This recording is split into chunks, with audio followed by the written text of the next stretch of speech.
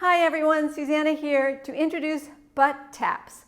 Butt taps are an exercise that everyone can do. As long as you can stand on 2 feet, you can do a butt tap, and you'll benefit by strengthening the legs, your butt, your glutes, and your core, and practicing that hip hinge so you can bend forward safely, keeping your spine straight.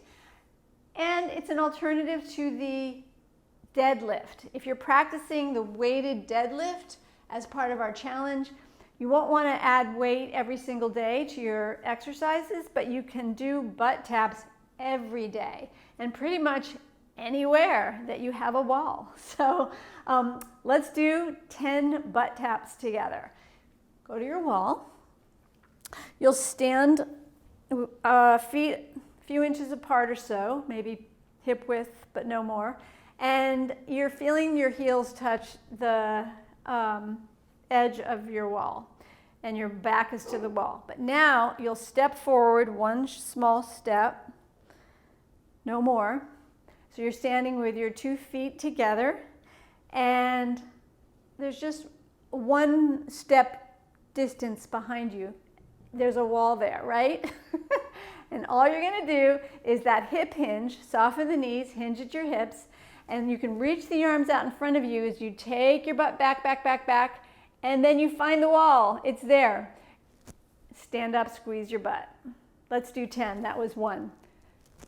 2, squeeze your butt. 3, 4, can you hear Ellie barking? 5, 6,